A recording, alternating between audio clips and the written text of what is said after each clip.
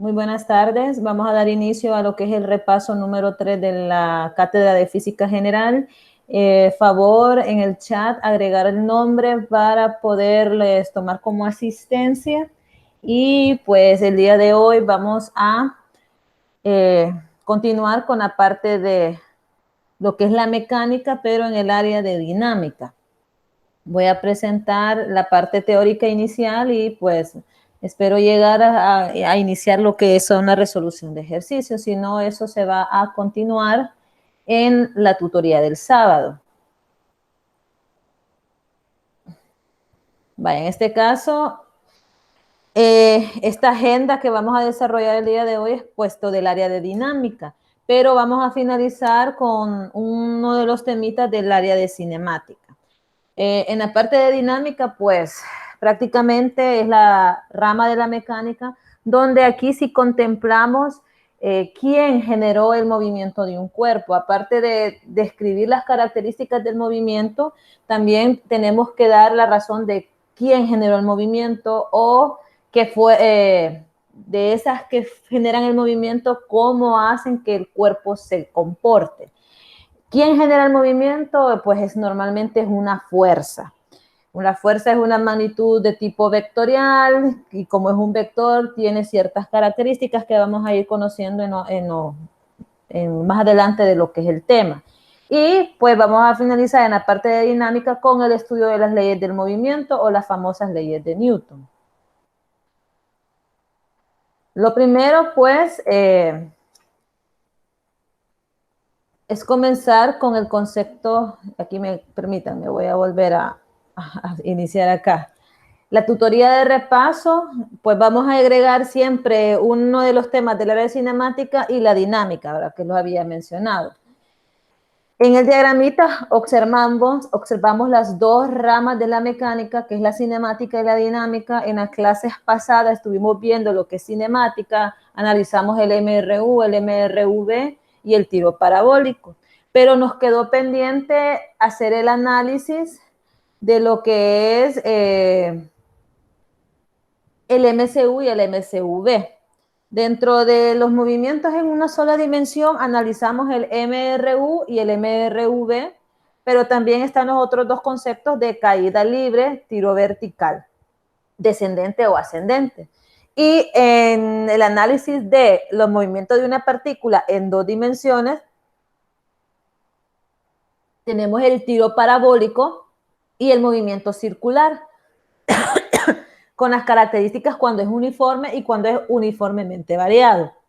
Tiene una similitud con el MRU y el MRV, solamente que acá pues es en dos dimensiones, puesto que se hace un movimiento circular. Y tenemos en la otra parte de la rama de la mecánica, que es la dinámica, vamos a conceptualizar qué es fuerza, porque de eso parte o prácticamente con ella definimos que fue el origen del movimiento del cuerpo.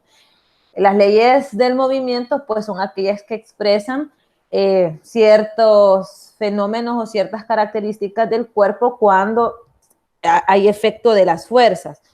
Si las fuerzas que actúan, la fuerza resultante, que sería la sumatoria de todas las fuerzas, hace que el sistema sea igual a cero, entonces indica que el sistema está en reposo o con velocidad constante.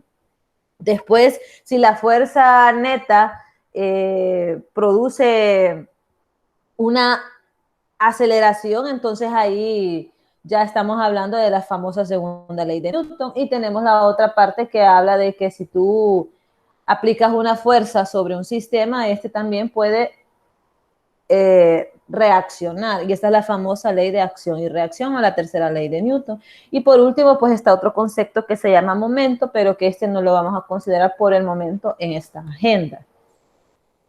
Nuevamente caigo en repasar o recordar lo que es la partícula, porque mencionábamos que es uno de los conceptos que prácticamente nos vienen a facilitar el desarrollo de los ejercicios en la parte de cinemática y dinámica. Mencionábamos de que en la parte de la mecánica, en ciertos temas no consideramos la forma, el tamaño de la partícula en sí, sino que algunas características importantes, como el caso de la masa. Entonces ahí utilizamos el concepto de partícula para generalizar y solamente considerar las necesidades específicas de lo que vamos a trabajar. Es un modelo idealizado y normalmente se representa como un pequeño punto. No sé si estamos bien ahí.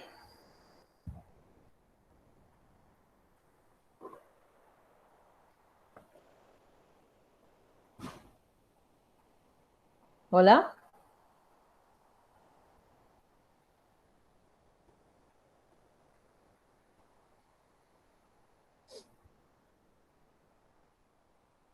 Bueno, Hola, hola. vamos bien con la teoría.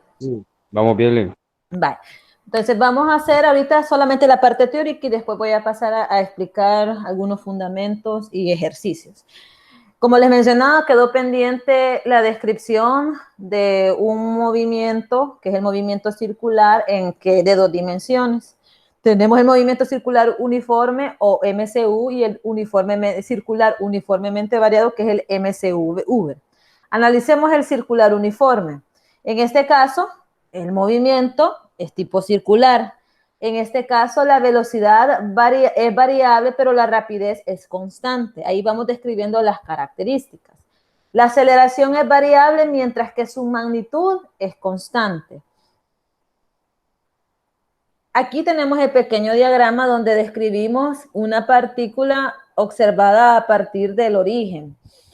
Aquí, como es un movimiento circular, normalmente se va describiendo por un arco de circunferencia, que es la que nos va a ayudar a determinar el desplazamiento o ubicación del punto en cierto tiempo.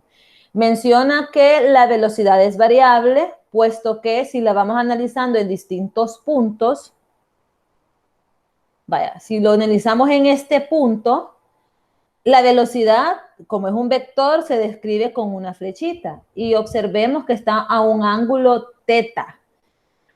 Si nosotros evaluáramos el movimiento de esta misma partícula ahora en este punto, la velocidad va a ir actuando hacia acá. Entonces, aquí observamos que el sentido de la velocidad va variando. Por eso se dice que la velocidad es variable, pero el módulo va a ser constante. Por eso es la rapidez constante. Entonces, en distintas ubicaciones de la partícula en un movimiento circular uniforme, la rapidez, es decir, el módulo va a ser constante y la velocidad, como ya es vectorial, va cambiando en sentido. Entonces, se dice que la velocidad es variable, pero la rapidez es constante, es decir, el módulo. Ahora bien, la aceleración es variable, puesto que como hay un poquito de variación de velocidad, sabemos que si hay cambios de velocidad, hay una aceleración. La aceleración es variable porque también la consideramos en función del sentido de la velocidad y es constante en magnitud porque va a ser la misma en todo el sistema. Vamos a considerar una situación en el movimiento circular, como dice la palabra, es uniforme. Vamos a omitir la resistencia del aire, porque si ya la consideramos, entonces sí va a haber un retraso en el movimiento, entonces ya va a haber un cambio de velocidad, un cambio de rapidez, por ende va a haber una variación de aceleración. Y también vamos a omitir el efecto de la gravedad. Esas son las características en el movimiento circular uniforme. Acá tenemos el objeto que se mueve en una trayectoria circular. Si la rapidez es constante, entonces se dice que el movimiento se llama circular uniforme. Entonces, esa es la característica. El módulo de la velocidad es variable, perdón, la velocidad es variable porque va cambiando en el sentido en distintas posiciones del movimiento, pero el módulo se mantiene, entonces la rapidez es constante. Como hay cambio de velocidad por los sentidos, entonces hay una aceleración, pero de módulo constante. Lo que va cambiando es el sentido en distintas ubicaciones.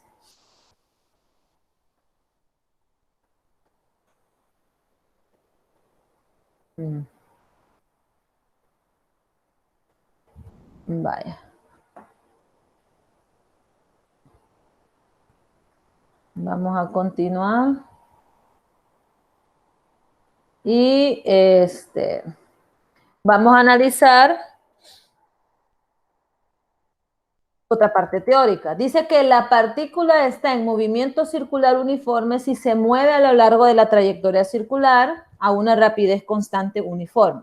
Aunque la rapidez no varía, decimos que la velocidad va a ser cambios constantemente en dirección y sentido. Dentro de las magnitudes importantes que tenemos que estudiar en el MCU, tenemos el periodo, la frecuencia. ¿Qué es el periodo? Es una magnitud que se representa normalmente con una T mayúscula y se define como el tiempo que emplea la partícula en realizar la vuelta completa o una oscilación completa. Cualquiera de los dos términos viene a ser lo mismo. De tal manera que matemáticamente el periodo va a ser igual al tiempo que tarda la partícula en dar la vuelta completa. Como el periodo tiene unidades de medidas como segundos, minutos, horas, etcétera, etcétera, etcétera. La frecuencia, que se representa con una letra F, ya sería el número de vueltas, revoluciones, oscilaciones o ciclos que realiza la partícula en la unidad de tiempo.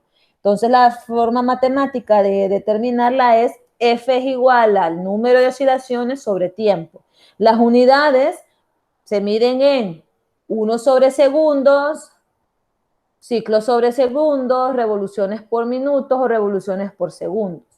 1 sobre segundo viene a ser un hertz, o igual que el ciclo sobre segundo. Esa es otra unidad de medida de la frecuencia y es la más común.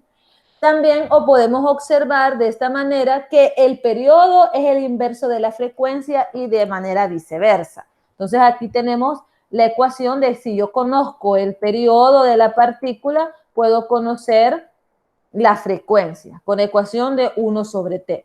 O si conozco la frecuencia, puedo conocer el periodo y que va a ser 1 sobre f. Entonces esas son magnitudes importantes en el estudio del MCU.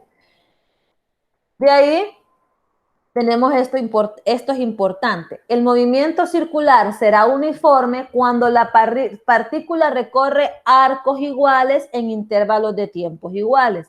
Como mencionaba al inicio, la abertura con respecto al X del movimiento, vamos a ver, vamos a regresar. Vamos aquí.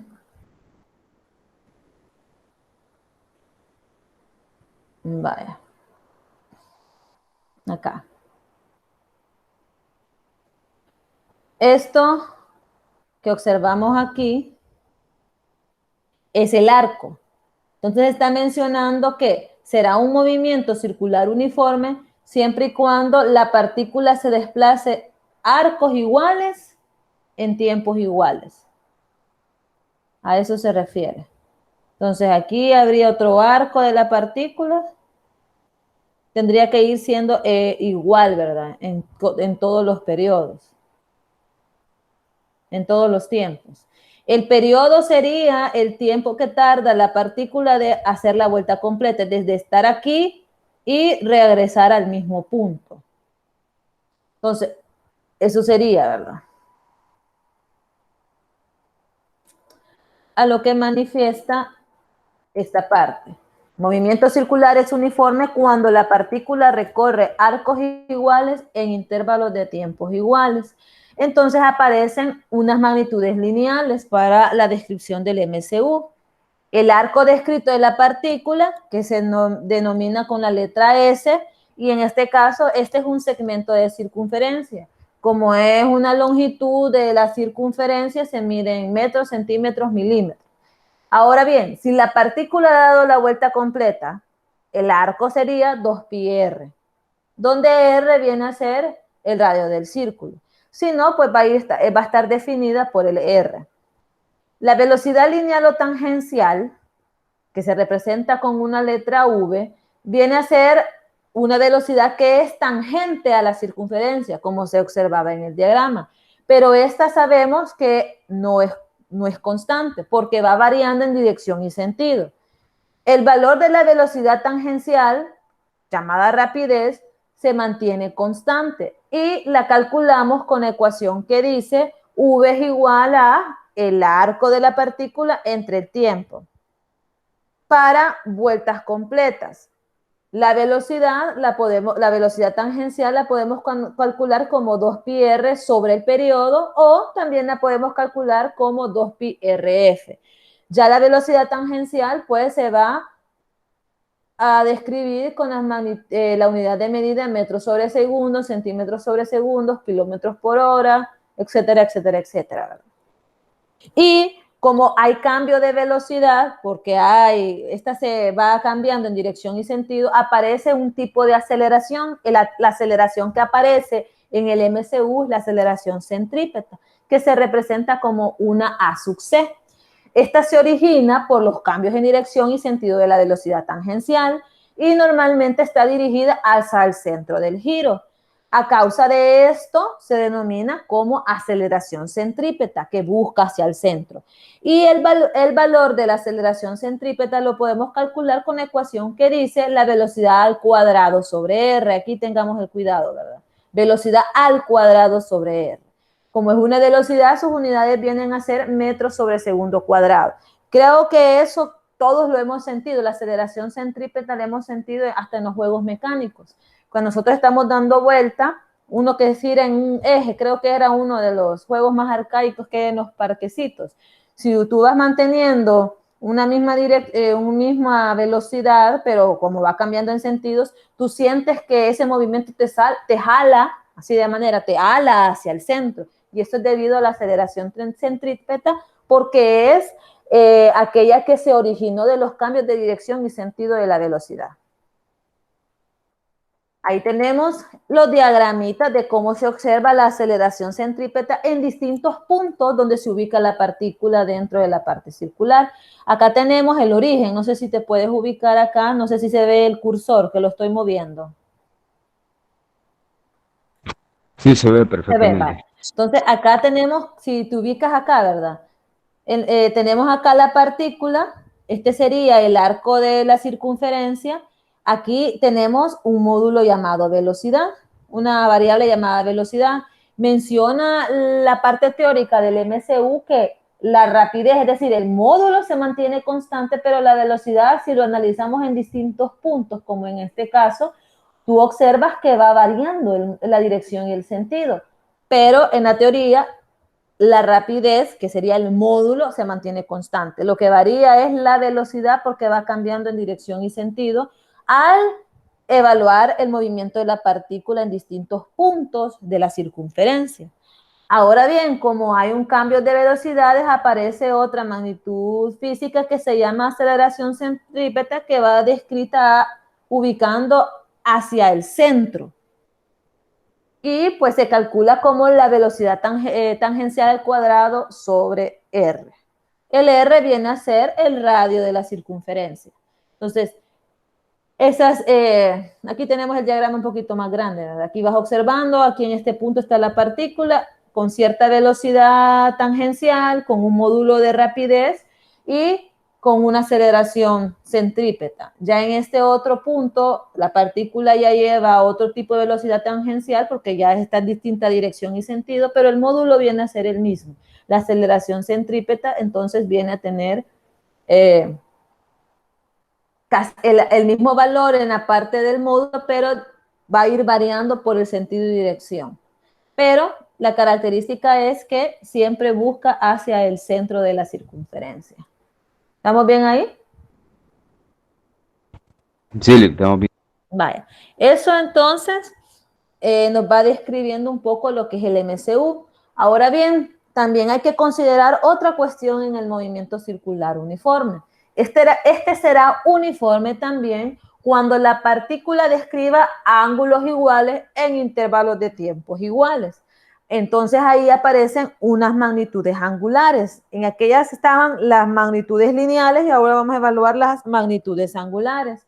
Acá hay una que creo que es la que más se analiza, que es el desplazamiento angular, que viene a ser el ángulo, que se representa por el teta. El desplazamiento angular viene a ser el ángulo central descrito por la partícula al cambiar de posición. Para obtener el ángulo en radianes, se realiza el cociente de la longitud de largo que analizamos y el radio que subtiende al ángulo. Entonces, teta viene a ser igual a S sobre R. Un radián viene a ser el ángulo central al que corresponde un arco de longitud igual al radio. Voy a regresar a la figura. Si tú trazas acá un sistema de coordenadas y pongámosle ahora el ejemplo que la partícula esté aquí, donde está el cursor. Entonces aquí voy a describir una línea punteadita y puedo yo describir el ángulo, la velocidad angular, que sería teta, y tendría que conocer el valor de S y el R, ¿verdad? Para calcular teta. Eso es lo que nos dice. Y con eso también puedo conocer un poco la ubicación de la partícula. Por eso se llama desplazamiento angular. Y sus unidades, pues, tiene que ser en radianes, en el caso del ángulo. Ya si lo tenemos en grados, pues tenemos que convertirlo a radianes. Si lo tenemos radianes y lo queremos a grados, pues hay que aplicar un factor de conversión.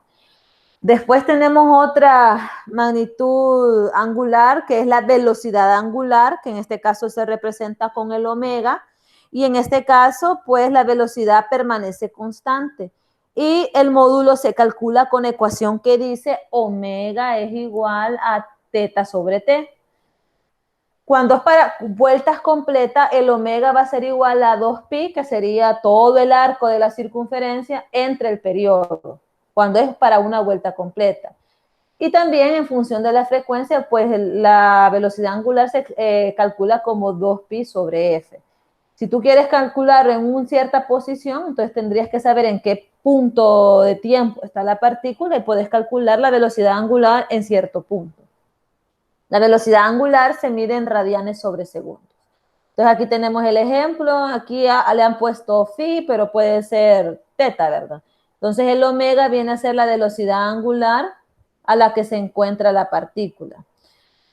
Podemos relacionar las magnitudes lineales y las magnitudes angulares en el MCU mediante las ecuaciones. Tenemos que la velocidad tangencial es 2pi RF y la angular es omega igual a 2pi F. También tenemos de esta manera que la velocidad viene a ser omega por R. Si sustituimos el omega, que es 2pi RF, en este término, entonces sabemos que la velocidad tangencial viene a ser omega por R.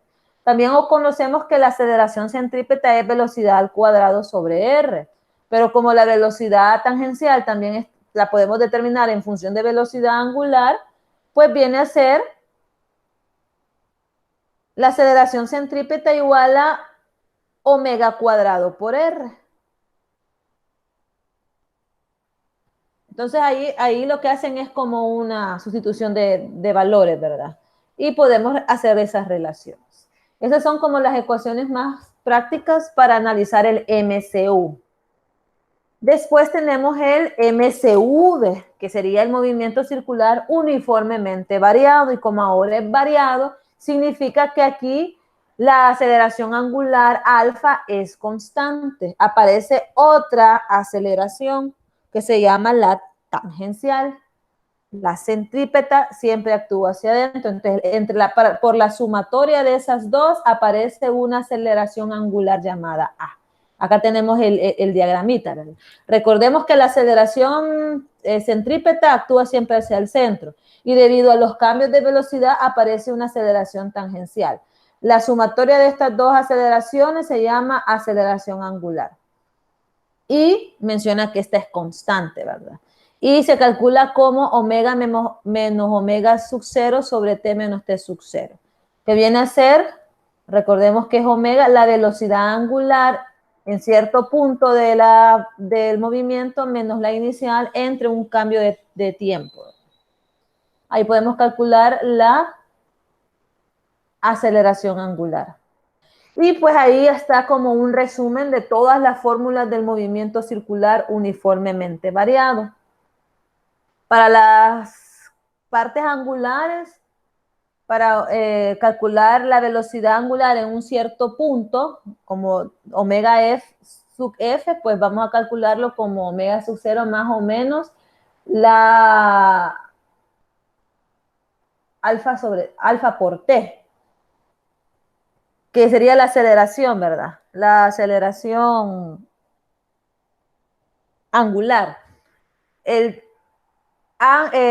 teta es el desplazamiento angular y se calcula con una ecuación, ¿verdad? Que observamos acá de manera angular. Ahí pues tendríamos que conocer cada uno de estos términos. Recordemos, omegas significan velocidades angulares. Teta viene a ser el desplazamiento angular. Y este viene a ser la aceleración angular, la que están aquí, fórmulas angulares. Tenemos las fórmulas de la parte tangencial, donde podemos considerar las velocidades finales de la partícula en términos de aceleración tangencial, ¿verdad?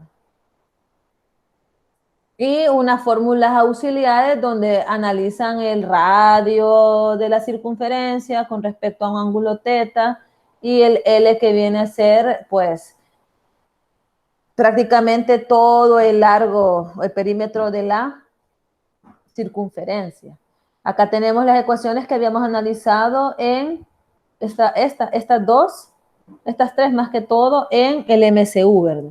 Y como mencionábamos en el diagrama anterior, en el movimiento circular uniformemente variado aparece una aceleración angular que viene a ser la resultante de la centrípeta y la tangencial, que se calcula también con ecuación que nos parece conocida en suma de dos vectores, ¿verdad? La aceleración angular va a ser igual a raíz de la aceleración tangencial al cuadrado más la aceleración centrípeta al cuadrado. Entonces, esas son como las fórmulas que se utilizan en el movimiento circular uniformemente variable. Si nos aparecen dos tipos de aceleraciones, que las velocidades son variantes tanto en módulo como en sentido, entonces hablamos del movimiento del MCU-V. Con eso, pues, damos así como una leidita un poquito más rápida de lo que es lo pendiente de cinemática. Ahora voy a continuar con la otra rama de la mecánica, que es la dinámica, que aquí ya entonces vamos a analizar el origen del movimiento, que viene a ser la fuerza, y vamos a estudiar las leyes del movimiento que nos ayudan a describir cómo actúan estas fuerzas y cómo es el efecto sobre los cuerpos. La fuerza, ¿qué es la fuerza? Aquí tenemos algo como una descripción. Intuitivamente nosotros experimentamos una fuerza como un empuje o un jalón sobre un objeto. Ahí tenemos el diagramita de una persona queriendo desplazar una caja. Entonces, ¿cómo desplazas esa caja? Aplicando una fuerza. Entonces, ahí observas tú que el efecto de la fuerza, que en este caso lo conocemos como un empuje, hace que esa caja que está inicialmente en reposo y que está en contacto con una superficie se desplace, es decir, se mueva con respecto a ciertas posiciones debido al efecto de un empuje, que en este caso viene a ser la fuerza. Otro ejemplo es cuando nosotros empujamos un automóvil que, pues, por alguna situación ya no caminó, entonces tú le das un pequeño empujón y ahí mecánicamente haces algo para que camine y encienda, ¿verdad? Pero has aplicado un empujón para que comience a desplazarse. También tenemos el del carrito del supermercado, ¿verdad? Si tú no le haces nada, el carrito ahí va a estar estático, pero para que él se comience a mover o a desplazar, tú ejerces una fuerza. El motor cuando levanta un elevador, un martillo cuando golpea un clavo, el viento que sopla sobre las hojas del árbol, todas esas situaciones, lo que sucede para que haya un movimiento o un cambio de posición, un desplazamiento, pues se ha ejercido una fuerza. Normalmente llamamos a estas fuerzas de tipo de contacto, porque la fuerza se ejerce cuando el objeto entra en contacto con otro. Por otro lado, cuando cae un objeto, pues esa ya es otro tipo de fuerza, que es una fuerza de tipo de campo, que la vamos a ver más adelante. Un ejemplo es la fuerza de la gravedad, que hace que todos los cuerpos sean atraídos hacia el centro del planeta Tierra. Pero definamos la fuerza ya de manera científica. La fuerza es una magnitud vectorial que modifica el estado de reposo o de movimiento de un cuerpo, produciéndole deformaciones, etc. Las fuerzas normalmente no son visibles, pero nos damos cuenta de su existencia por los efectos.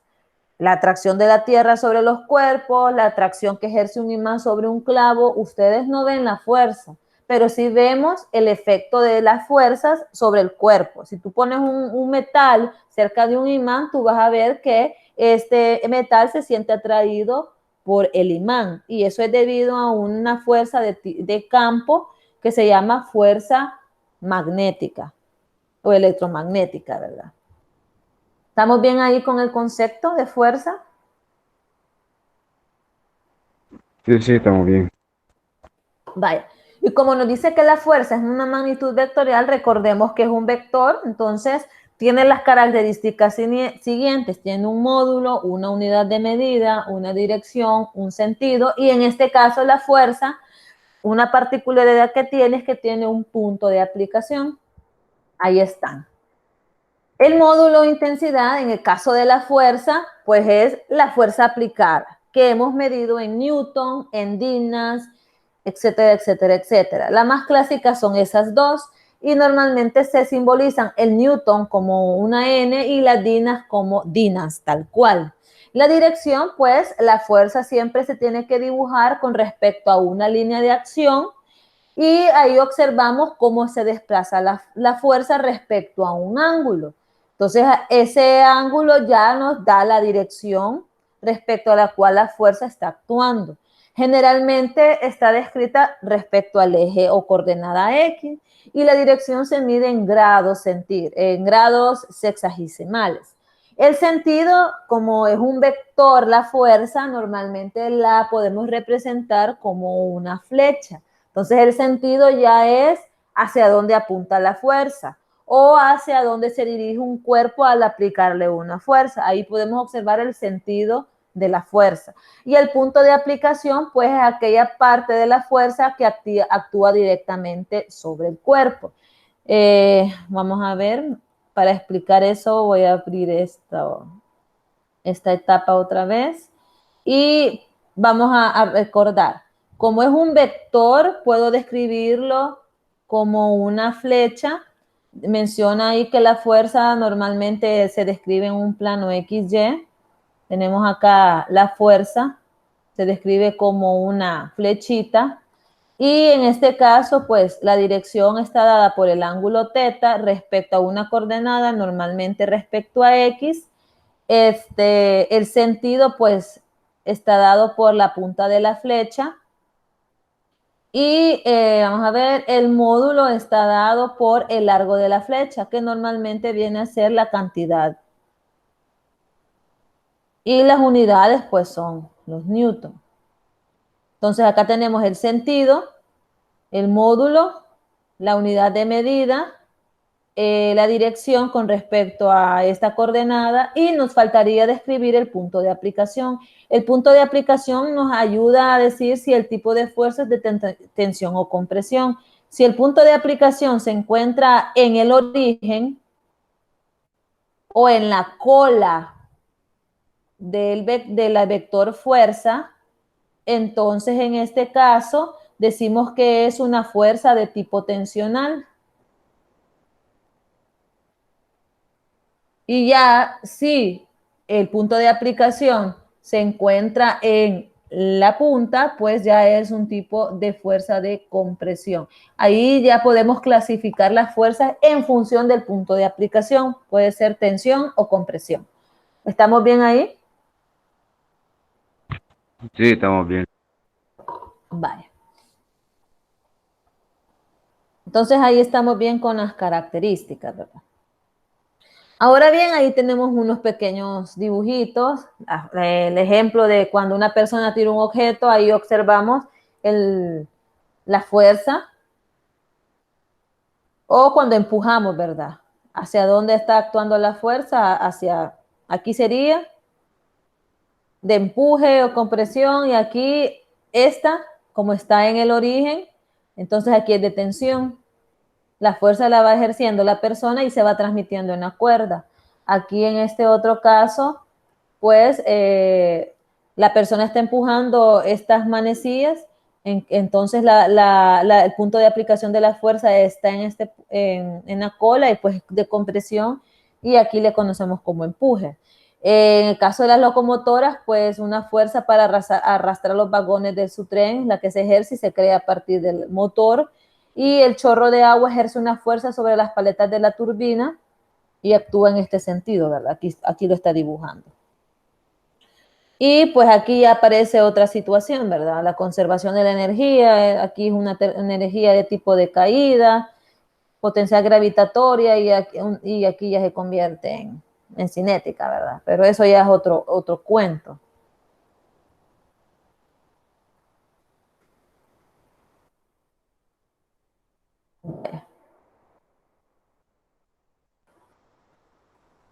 Entonces, vamos a continuar.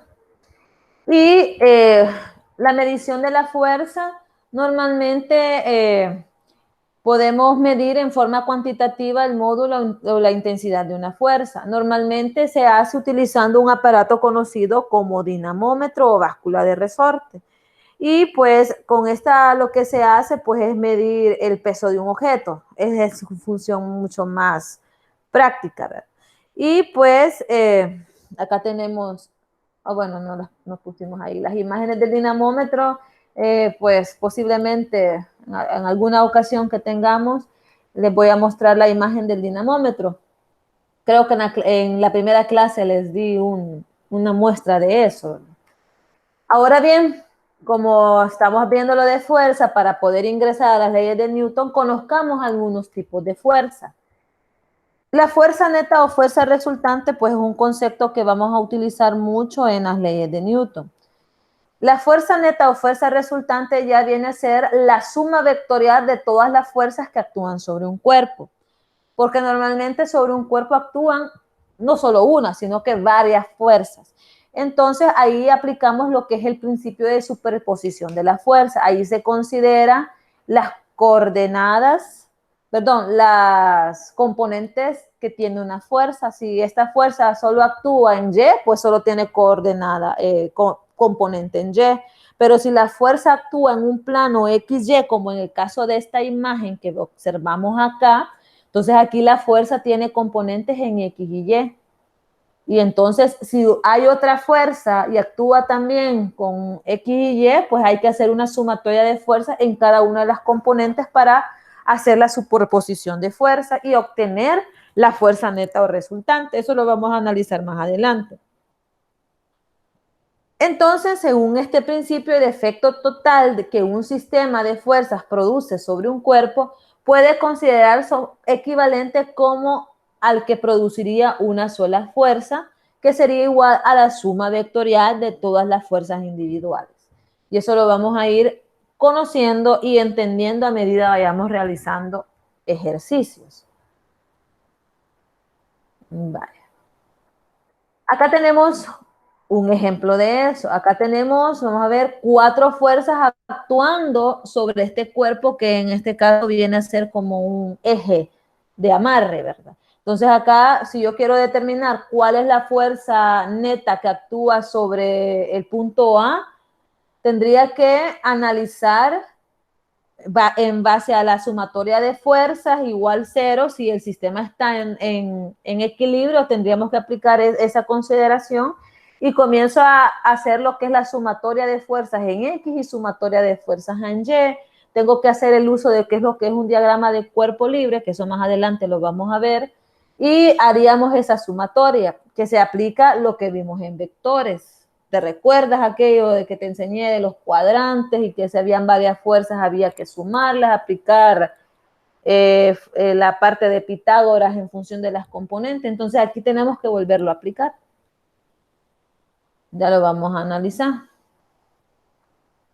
Acá tenemos las fuerzas de contacto. Las fuerzas de contacto, que son uno de los tipos, representan el resultado del contacto físico entre el cuerpo, los alrededores, y un ejemplo de esto es mover un carro o estirar un resorte. Tú tienes que hacer contacto para que haya un efecto sobre el cuerpo. Aquí el caso que tenemos en la imagen, la mujer está haciendo una fuerza de empuje, es decir, arrastra el cuerpo, pero si este cuerpo, aquí aparecen más fuerzas, la fuerza normal, la fuerza del peso y una fuerza que normalmente se llama fuerza de fricción, que viene a ser la que se opone al movimiento.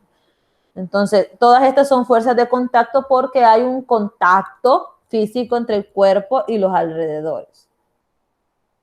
Y tenemos las fuerzas a distancia o fuerzas de campo, que en este caso pues actúan a través del espacio, no hay contacto físico entre el cuerpo y sus alrededores, pero sabemos que hay un efecto. Un ejemplo es la fuerza con la que la Tierra atrae los cuerpos y hace que estos caigan de forma libre. Ahí tenemos el ejemplo, ¿verdad? Un satélite se siente atraído por la fuerza gravitatoria de la Tierra. Aquí es porque este cuerpo es de menor masa, entonces por eso se siente atraído, debido a la fuerza gravitatoria del campo gravitatorio de la Tierra. Entonces, este es la fuerza gravitatoria porque es en función de las masas. Este otro ejemplo es de las cargas. Aquí ya aparece una fuerza eléctrica y esta es que el imán hace que se sienta atraído el hierro, que es un metal. Aquí aparecen las fuerzas electromagnéticas. Entonces, todas estas son ejemplos de fuerzas a distancia o fuerzas de tipo de campo. Y tenemos unas también que se llaman fuerzas fundamentales, que son algunas de las que ya mencioné. Una de las fundamentales es la fuerza de gravitación o de gravedad o el peso. Esta es la fuerza responsable y es responsable de la estructura macroscópica del universo, es decir, mantiene unidos a los grandes conglomerados de las galaxias, estrellas, planetas, igual lo que nosotros estamos constituidos. Y pues es causada únicamente por la cantidad de materia entre los cuerpos. Es decir, la fuerza gravitatoria es debido a la masa. Siempre un cuerpo de menor masa se va a hacer sentir atraído por un cuerpo de mayor masa. Y otra fuerza fundamental pues es la electromecánica, y pues aquí sabemos que dependiendo de los polos es una fuerza de atracción o repulsión. Y pues en este caso las cargas están en reposo o en movimiento.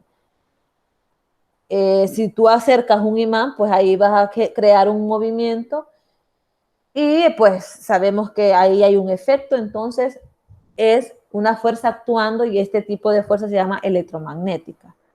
Otra fundamental es la nuclear fuerte, que actúa entre partículas subatómicas. Esta es una de las fuerzas más poderosas y es la responsable de la existencia del núcleo atómico. Asegura la cohesión interna de los constituyentes del núcleo, que son los protones, neutrones, y constituyen relativamente a lo que son núcleos estables, ¿verdad? Y otra fundamental es la nuclear débil, que esta ya es de corto alcance y rige algunos procesos radioactivos, es la responsable de la desintegración radiactiva que ocurre en ciertos tipos de átomos. Esta pues ayuda a lo que es la estabilidad de algunos núcleos. Otra fundamental es el peso, que es prácticamente ya la medida de lo que es la fuerza gravitatoria, y es la fuerza que hace que los cuerpos se sientan atraídos hacia el centro de los cuerpos celestes. Normalmente se mide en Newton. Y matemáticamente, pues, se calcula como W igual a la masa por la gravedad. En este caso, la gravedad sabemos que varía dependiendo de la ubicación geográfica a la cual estemos trabajando, puesto que sabemos que la gravedad disminuye con la altitud. Y la masa, pues ya es la cantidad de materia de la cual está constituida el cuerpo. Entonces, al hacer el análisis dimensional, que la masa normalmente en kilogramos y la gravedad, que es una aceleración, metros sobre segundos cuadrados, entonces es esa unificación de unidades, kilogramos por metros sobre segundos cuadrados, nos genera lo que es el newton. Normalmente cuando calculamos el peso de un cuerpo en la Tierra utilizamos un valor constante de la gravedad que es de 9.8 metros sobre segundo cuadrado. ¿Estamos bien hasta ahí? Bien, bien, Liz. Vale. Otra de las fuerzas que hay que analizar en este tema es una fuerza normal. Aquí tenemos que tener mucho cuidado, porque la N representa Newton, pero ya cuando analicemos fuerzas, la N también puede representar fuerza normal. Así que ahí tengamos mucho cuidado. Entonces, cuando hablemos de la fuerza normal, estamos hablando de la fuerza que es producida por el efecto de la superficie sobre un cuerpo que se encuentra apoyado en él. Otra vez, la normal es la fuerza que aparece como el efecto que hace la superficie sobre el cuerpo que está en contacto con él. Normalmente se simboliza con una letra N y esta siempre actúa perpendicular a la superficie. Esta fuerza, pues, cuantifica la interacción perpendicular del cuerpo con la superficie. Entonces, siempre es normal o perpendicular a la superficie. Por eso se llama fuerza normal. Acá tenemos los dos casos. La fuerza normal, cuando un cuerpo está en contacto con una superficie que está completamente horizontal. Aquí se dibujan dos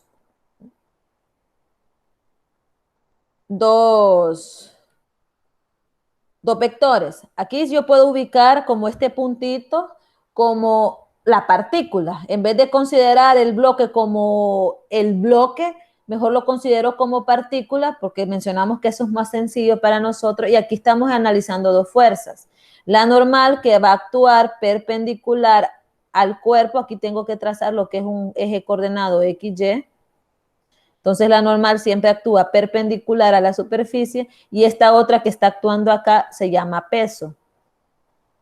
Entonces, si este cuerpo está en reposo, aquí aplicamos, cuando ya veamos la ley de Newton, que se encuentra en reposo porque la sumatoria de las fuerzas es igual a cero. Ahí observarás que la normal va a ser igual al peso.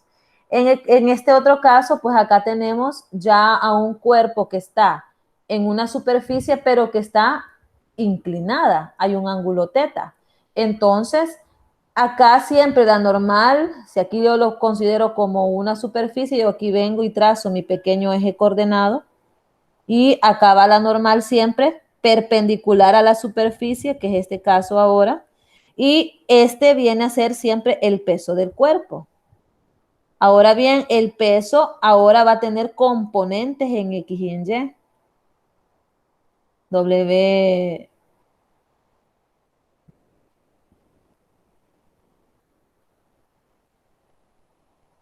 Vamos a ver, W.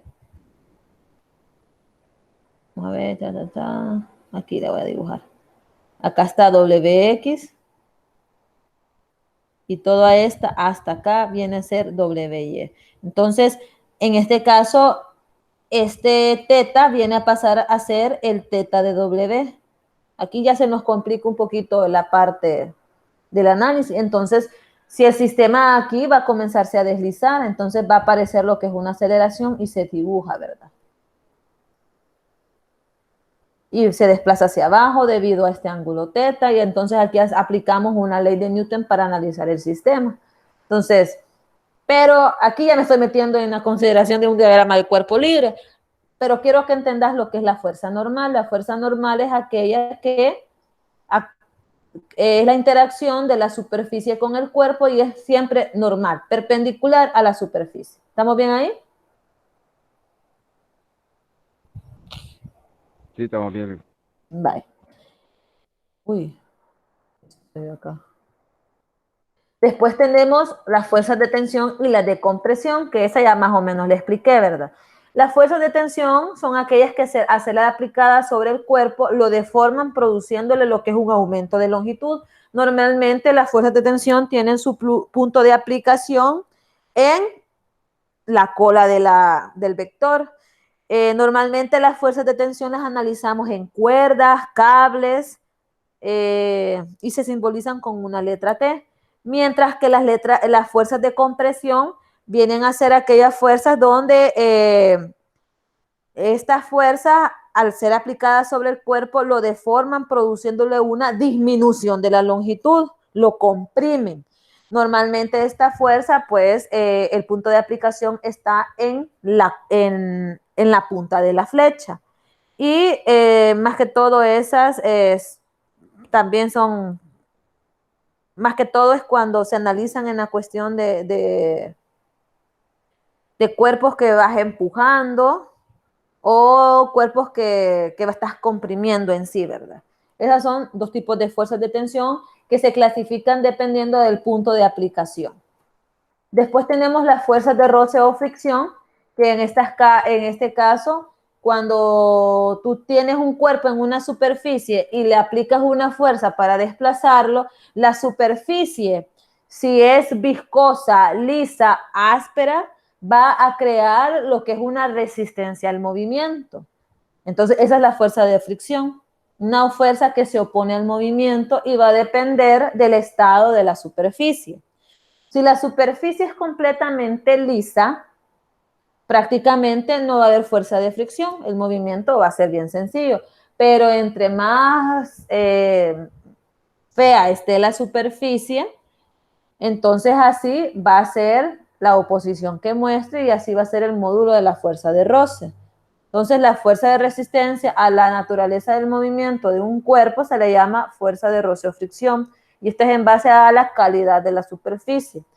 Normalmente la fuerza de roce es paralela a la superficie y es opuesta al movimiento. Nunca va al sentido del movimiento. Las evidencias experimentales indican que esta fuerza se produce por las irregularidades de la superficie, de modo que el contacto se realiza solo en unos cuantos puntos como se ve en una vista amplificada de las superficies. Ahí tenemos un ejemplo, ¿verdad? Una persona está aplicando una fuerza hacia acá, aquí está el contacto de las cajas sobre el suelo, entonces aquí viene y hay una fuerza que se llama fuerza de fricción y esta pues va a estar en función de la calidad de la superficie. Normalmente la fuerza de fricción se calcula con ecuación y se simboliza como F sub F, va a ser igual al nu por la normal, donde este nu va a depender de que si el cuerpo estaba estático y lo comienzas a mover, entonces el nu va a ser estático, coeficiente de fricción estático. Pero si ya había un movimiento y ya en cierta posición la superficie ya está más fea, entonces ahí ya es un coeficiente de fricción cinético. Veámoslo acá. La fuerza de roce actúa sobre los cuerpos en reposo y se llama fuerza de roce estático. Se representa como una F sub S. F sub S. Y la fuerza de roce estático va a ser igual a la mínima fuerza necesaria para iniciar el movimiento y se calcula como nu por n. Si la fuerza va aumentada y el objeto se va moviendo, entonces va a aumentar la fuerza de roce estático. Ahora bien, si tenemos un ejemplo de que ya vamos en el cuerpo en movimiento, entonces ya tenemos lo que es una fuerza de fricción con roce cinético. Y eso ya se representa con una F sub K. Ahí tenemos los dos casos, ¿verdad? F sub S va a ser menor a nu S sub N y ya es el punto para que comience el movimiento.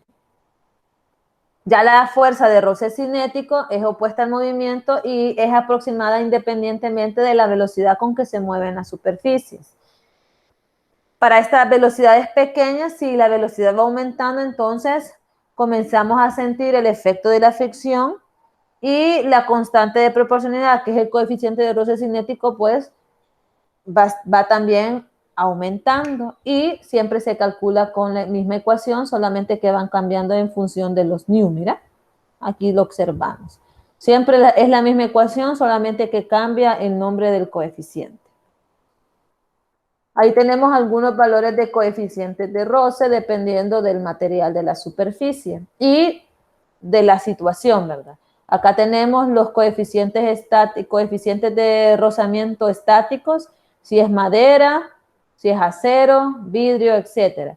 Ya si teníamos movimiento y ahora cinético, pues aquí están los valores. Siempre en este caso del cinético va disminuyendo. El estático ya como que es el máximo a romper para crear el movimiento.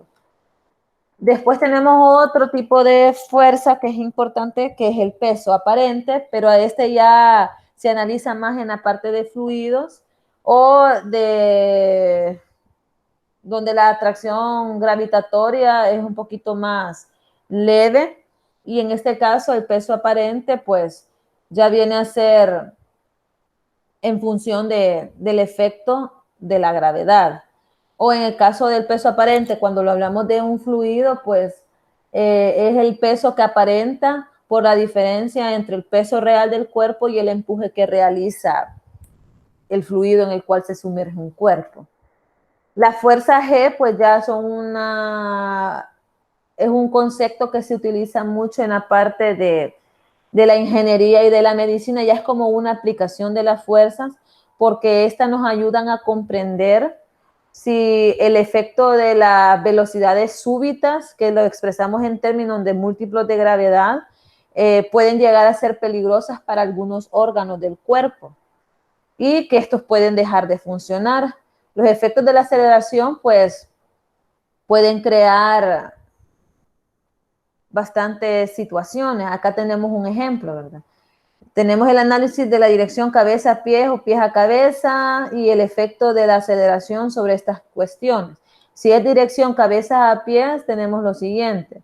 Si ya es de 3G a 4G, los valores de fuerza actuando sobre el cuerpo, pues ya comenzamos a tener dificultades en nuestros músculos. Si sobrepasan los 5G, ya tenemos a detener la respiración y ya tenemos una imposibilidad del movimiento. Y si ya supera los 5G o los 9G, congestionamos pulmones, se pierde la visión y hasta podemos perder el sentido. Y hay otros valores en los cuales hasta podemos fallecer. Normalmente, algunas veces, en algunos ejercicios de física, cuando analizamos un choque, lo analizamos en función de la fuerza G y si supera como los 10G, entonces ya dices tú que en ese choque fallece la persona, pues dependiendo del efecto de la gravedad. Ahí tenemos efectos de la fuerza G sobre el cuerpo humano, ¿verdad? Un aumento de peso, aumento de presión, separación de líquido o puede ya deformar sistemas elásticos. Entonces ahí va cómo es el efecto en ciertas partes del cuerpo. No sé si estamos bien ahí con la parte teórica de todos los tipos de fuerzas que vamos a analizar en esta unidad. ¿Qué significa, Helen? Es gravedades. Fuerza G, es que es analizar la velocidad, cuando haces un ejercicio, calculas las gravedades que actúan sobre el cuerpo, el impacto. Y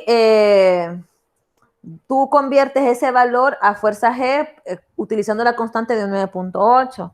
Entonces ya después, en términos de 3G, tú consideras el efecto que tienen ciertas situaciones. Esto es más que todo como para presentarles una aplicación de la parte gravitatoria o de la fuerza debido a la aceleración de la gravedad y el efecto en sobrecuerpos. En unos folletos de medicina es que se ve esta parte. Lo analizan mucho para los choques, más que todo para esas situaciones de impacto, para saber, dependiendo de la cantidad de fuerza G, qué parte de los cuerpos se van a ver ahí comprometidos. Eso no lo vamos a ver, eso lo puse como un ejemplo de una aplicación. No, según yo, que era el nuevo chip que viene No, no, inyectando no, ahí no, en no, la... esta otra cuestión. Ya estaba diciendo eso. Bueno, tiene que ver un poco con los campos de ondas electromagnéticas. Algo de eso tiene que ver, eso de 5G, etcétera, ¿verdad? Pero no, aquí en este concepto que te estoy dando es otra cuestioncita. Vaya, hoy vamos a ver lo que es la parte de las leyes del movimiento. No sé si tú alguna vez has escuchado de estas leyes. Me imagino que sí. Las famosas leyes de Newton. Sí, creo que sí. Hace como unos 20 años creo que escuché hablar de eso. Vaya, las leyes de Newton, pues Newton es un científico que al caerle una manzana en la cabeza, él se puso a pensar que por qué se cayó y por qué tuvo ese efecto en mi cabeza, ¿verdad? Entonces ahí él se puso a hacer un trabajo de varios años. En una pandemia se puso a trabajar y pues creó las famosas leyes que vienen a ser base de la física clásica. Y pues son 3 leyes. La primera ley de Newton, o la ley de la inercia, dice lo siguiente, solo lo vamos a hacer más textual. Dice aquí que un cuerpo en reposo va a permanecer en reposo, o uno va a continuar en movimiento a velocidad constante, a menos que actúe una fuerza sobre el cuerpo que altere su estado de reposo o de movimiento. Un cuerpo en reposo continuará en reposo o en movimiento constante, a menos que, es decir, si no aparece una fuerza que desestabilice esa situación, los cuerpos permanecerán en reposo o con movimiento constante.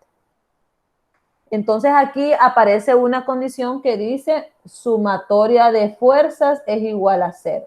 Entonces, te mencionaba, en un cuerpo pueden haber un montón de fuerzas actuando, pero si estas fuerzas no alteran el estado de reposo o equilibrio o el movimiento el movimiento constante o el equilibrio dinámico, entonces la sumatoria de todas fuerzas, es decir, la superposición de las fuerzas tiene que ser igual a 0. Entonces, la tendencia de un objeto a mantener su estado de reposo o velocidad uniforme en línea recta se llama inercia. Ese es un efecto. Esto lo hemos sentido cuando tú vas en un carro. Vaya, vamos a ponerle que el carro va a una velocidad constante. Tú adquieres esa velocidad constante. Pero ¿qué sucede cuando tú frenas?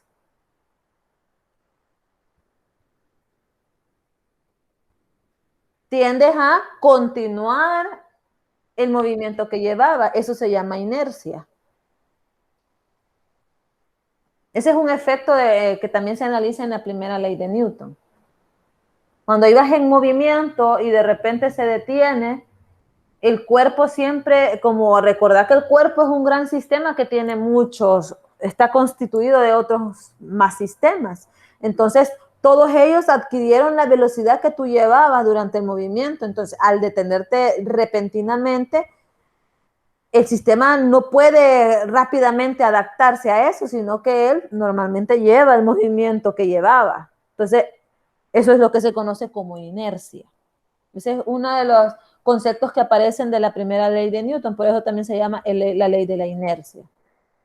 Normalmente también cuando analizamos eso tenemos que considerar un marco de referencia inercial. Y este es aquel en el cual si sobre un objeto no actúa fuerza alguna, este se va a mover con velocidad constante. En este tipo de sistemas se cumple la ley de Newton y son marcos de referencia que no están acelerados. Estos permanecen fijos, es decir, en reposo permanente, o se mueven con velocidad constante respecto a otros sistemas considerados fijos. Mucho lo utilizamos también cuando analizamos con la primera ley de Newton, pues hacemos uso de un pequeño plano cartesiano, en el cual ubicamos el cuerpo y las fuerzas que estén actuando. La segunda ley de Newton, o también conocida ley de fuerza, pues viene a darnos el concepto de fuerza. Y dice lo siguiente, la segunda ley, su enunciado dice, la aceleración de un objeto será directamente proporcional a la fuerza neta que actúa sobre él y es inversamente proporcional a su masa. Normalmente la dirección de la aceleración es en la dirección de la fuerza neta que actúa sobre el cuerpo. Ahí tenemos la figurita, ¿verdad? Si aplicamos una fuerza sobre un cuerpo de masa m, pues así va a ser el módulo de la aceleración. Ahí tenemos, si tú aplicas 2 veces una F, pues así va a ser la cantidad de aceleración. Y pues ahí observamos la proporcionalidad entre la intensidad de la fuerza y la magnitud de la aceleración cuando el cuerpo se mantiene invariable, la masa, ¿verdad? Y normalmente matemáticamente la segunda ley se representa como de esta manera. Sumatoria de fuerzas es igual a la masa por la aceleración. Esa es la ecuación matemática. La primera ley de Newton, la ecuación matemática sumatoria de fuerzas es igual a cero. De manera vectorial, si te observas, mira, estoy poniendo la manera vectorial, porque significa que puede tener componentes. Ahí tenemos la ecuación, ¿verdad? En términos matemáticos, también podemos calcularla como sumatoria de fuerza igual a m por a, o como la aceleración es el cambio de velocidad en un intervalo de tiempo, también lo podemos poner en términos de esas variables. Y esa pues es la ecuación fundamental del movimiento. Porque sabemos que una fuerza origina el movimiento. La segunda ley de Newton se utiliza para definir la unidad de medida de una fuerza. En el sistema internacional, la unidad de medida de la fuerza es el Newton. Se simboliza con N y se define como la fuerza necesaria para mover una masa de 1 kilogramo, produciéndole una aceleración de 1 metro sobre segundo cuadrado. De ahí viene la parte del análisis dimensional de que un Newton es igual a 1 kilogramo por metro sobre segundo cuadrado. Y la tercera ley de Newton es la famosa ley de acción y reacción y dice que si dos cuerpos interactúan, la fuerza que el cuerpo 1 ejerce sobre el cuerpo 2 va a ser igual y opuesta a la fuerza que el cuerpo 2 ejerce sobre el cuerpo 1. Aquí observamos entonces que este cuerpo de masa m ejerce una fuerza sobre el cuerpo 2, por eso se pone el efecto de 1 sobre 2. Y acá tenemos el cuerpo de masa 2, ¿verdad? Que ejerce un efecto sobre el cuerpo 1. Entonces, la relación matemática dice que la fuerza 2,1 es igual a menos la fuerza 2,1. El signo negativo, pues, significa que es una fuerza opuesta, ¿verdad? Y normalmente, pues, si tienen las características, puede ser de igual módulo, pero de distinto sentido. Ahí tenemos un ejemplo de que cuando tú bateas una pelota, el pie ejerce una fuerza sobre la pelota, pero la pelota hace una reacción sobre tu pie del mismo módulo, pero en sentido distinto. La dirección se mantiene porque siempre es en el mismo plano, pero es opuesta en sentido. En términos de ecuación, pues se escribe de esa manera. La fuerza que ejerce el cuerpo 1 sobre 2 es igual a menos la fuerza que ejerce 2 sobre 1. Donde F1 sobre 2 es la fuerza que ejerce el cuerpo 1 de masa 1 sobre el cuerpo de masa 2. Y F2 sobre 1 es la fuerza que ejerce el cuerpo de masa M2 sobre el cuerpo de masa M1. El signo nuevamente significa que es opuesto. ¿Estamos bien? Sí, estamos bien. Vale. Y ahí tenemos un montón de figuritas, ¿verdad? Donde podemos describir esa situación. El empuje del atleta para levantar una pesa, ¡boom! Tú aplicas la fuerza, pero la pesa, por su propio peso, hace una fuerza de reacción sobre ti. Por eso es que hasta algunas personas que se supone que trabajan todos sus músculos para elevar hasta pesos que sobrepasan lo que pueden cargar, pero cuando llegan al límite, el asco de los huesos, lo que hace es romperlos y se fracturan. Creo que hemos visto muchos videos de eso.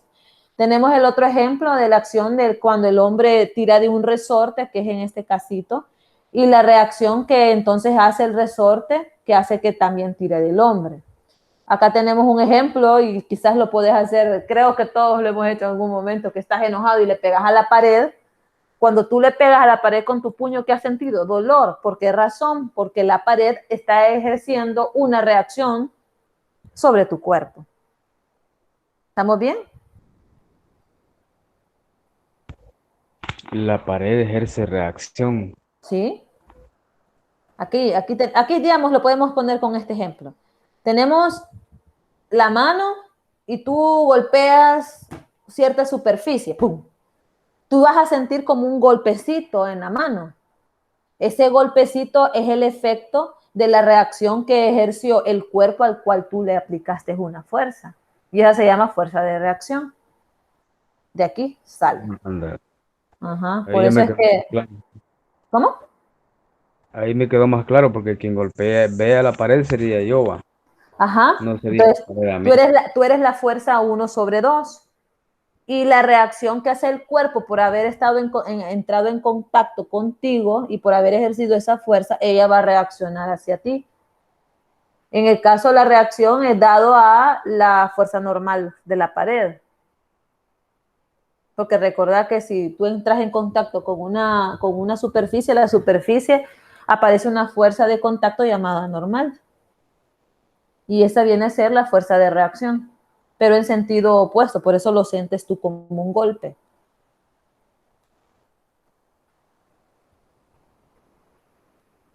Vale. Y uno de los conceptos importantes y que nos va a ayudar para desarrollar cualquier ejercicio de las leyes del movimiento es el famoso diagrama de cuerpo libre o DCL. Un diagrama de cuerpo libre es un esquema vectorial donde vamos a dibujar un cuerpo aislado que lo vamos a representar como una partícula, donde no vamos a considerar nada más que a la partícula como un punto, y vamos a dibujar todas las fuerzas con sus componentes si las tiene y aplicando direcciones, es decir, ángulos aplicadas sobre el cuerpo. Este esquema se elige normalmente un sistema de referencia, normalmente un XY, y se utiliza para poder aplicar las leyes de Newton y poder analizar la sumatoria de fuerzas o los efectos que hay en las fuerzas sobre el cuerpo.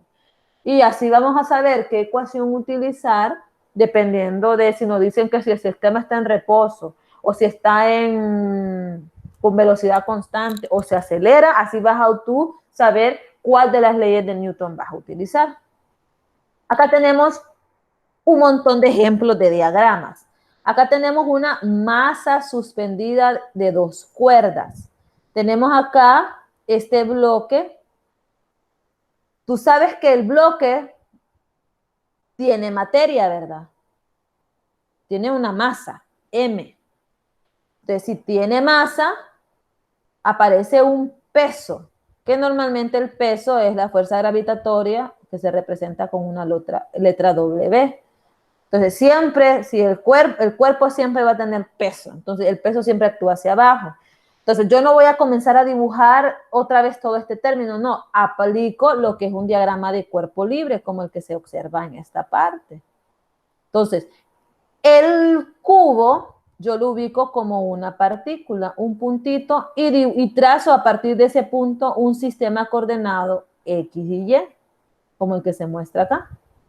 Ahora bien, este que está dibujado en azul viene a ser el peso que lo pusieron en términos de mg. Si tú observas, este cuerpo está suspendido en el aire debido a estas 2 cuerdas que están respecto a un ángulo alfa, respecto a estas cuestiones. Entonces, esta fuerza que va actuando acá, como es en una cuerda y el punto de aplicación está en el origen, se llama tensión. Yo le pongo tensión 1. Y esta otra cuerda también aplica una tensión en esta dirección y sentido y le vamos a llamar T sub 2. Pero si te fijas, estas tensiones están actuando en un plano XY. Por eso le dibujan la tensión respecto a X y la tensión 1 respecto a Y. Aquí las están dibujando, ¿ven? Chao, chao. Pero aquí la diferencia es que el alfa está con respecto a Y, entonces si te fijas las ecuaciones son distintas a las que yo he mostrado. Vamos a irlo aprendiendo. Vale. Tenemos este otro ejemplo, ya el diagrama de cuerpo libre cuando hablamos de un cuerpo que sube por un plano inclinado. Acá el plano inclinado tiene un ángulo de inclinación llamado beta. La partícula viene a ser el carrito, lo ubico como un punto y comienzo a dibujar todas las fuerzas que actúan.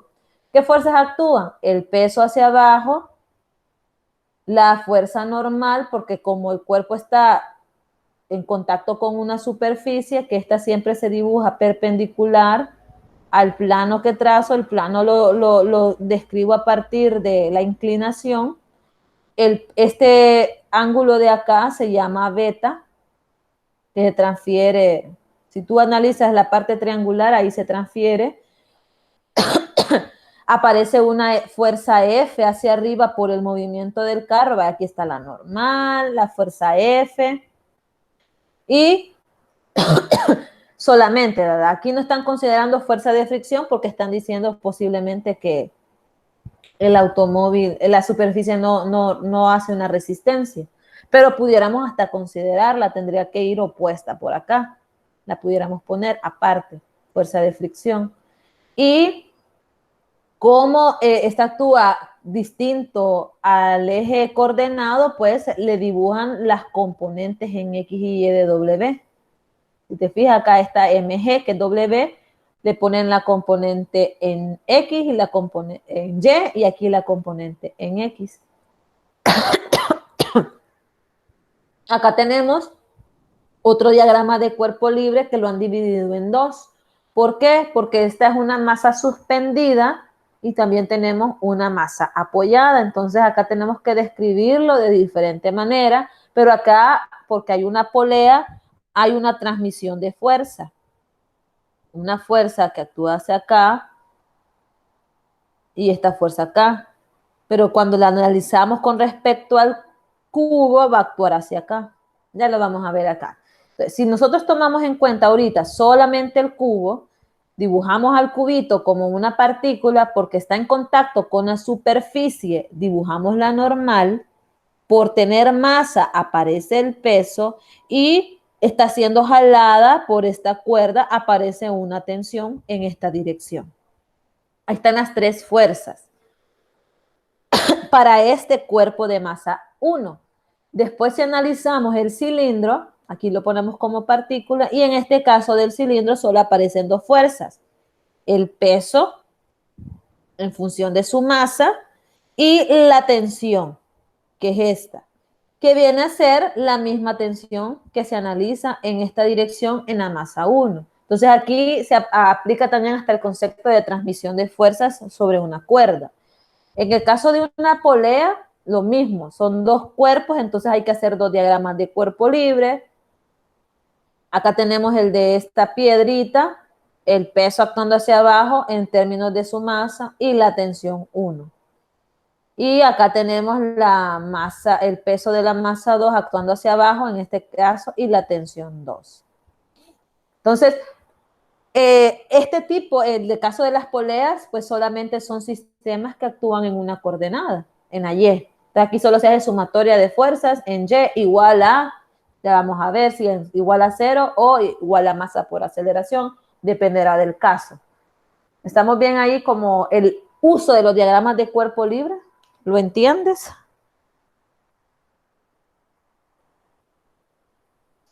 Ya con un ejercicio tal vez lo Con entiendo. sí, en un ejercicio. Ahorita solamente te lo estoy dando como la importancia del diagrama de cuerpo libre. Ya cuando hagamos un ejercicio voy a parar para volver a explicar todo esto, porque sé que esto es ácido. Entonces vamos a continuar estudiándolo. Ahí tenemos un ejemplito. Tenemos un sistema. Este sistema se dice que está en reposo, porque si te fijas, y si lo hacemos en la realidad, el sistema no se va a estar moviendo. Entonces, aquí la situación con este tipo de sistemas es que ubicamos en el nudo de las cuerdas las fuerzas. Aquí si me pongo a analizar la pesa en sí, sabemos que la pesa por tener masa tiene un peso y aquí esta cuerda se siente tensionada. Si tú te observas en el literal A, se describe el diagrama de cuerpo libre de la masa y las cuerdas. W actuando hacia abajo y la tensión de la cuerda actuando hacia arriba. Si te fijas, solamente es un diagrama de cuerpo libre que tiene fuerzas en Y. Pero el caso cuando ya analizamos este punto, ya tenemos este otro diagrama, donde aquí ubico el punto, trazo un eje coordenado X y comienzo a dibujar esta fuerza y esta otra de acá. T1 viene a ser el mismo peso del sistema y T2 se dibuja en un plano XY, como en este caso. Acá tendrías que trazar imaginariamente un sistema coordenado y este ángulo teta viene a ser este mismo de acá, por eso aquí lo han considerado. ¿Ve? Y si observas tú, T2 va a tener componente en X, que se llama T2X,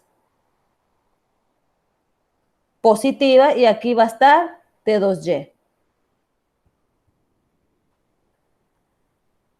Y acá tenemos T sub 3 actuando en, ¿te acordás lo de los cuadrantes, verdad? Con los cuadrantes tú sabes que tiene componente en T3 le han llamado en X, sabes que es negativa porque está en las X negativas. Y tiene T3Y positiva porque actúa en el cuadrante 2 y va hacia arriba. Si te fijas, voy ubicando las flechas, los sentidos de las componentes para saber el signo que va a tener. Entonces, el diagrama de cuerpo libre ayuda para esto. Y como el sistema está en reposo, vengo y aplico sumatoria de fuerzas es igual a 0. Y aquí tengo que analizar sumatoria de fuerzas en X igual a 0, sumatoria de fuerzas en Y igual a 0. Esto se hace en este caso.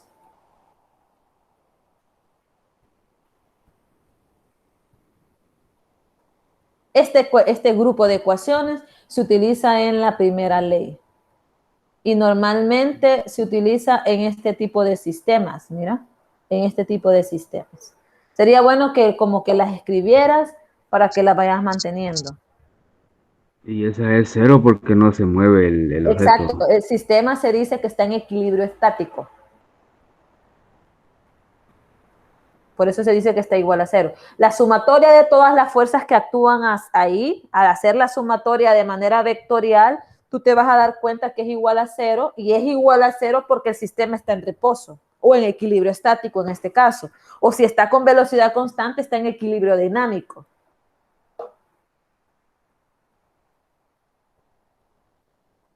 Entonces, este es un diagrama de cuerpo libre. Y el diagrama de cuerpo libre va a estar completo si también dibujas las componentes de cada uno de los vectores. Si no las pones, está incompleto y te van bajando puntos cuando haces una evaluación, por ejemplo. Ahí terminaríamos con la parte teórica.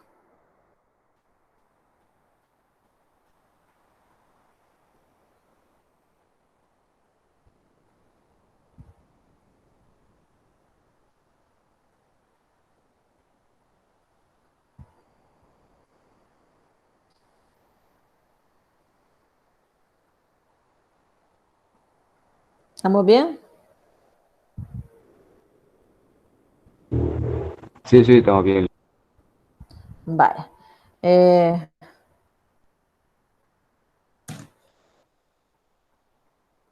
Vale. Entonces voy a terminar aquí y voy a... ¿Hola? Hola, Sí, hola. vale.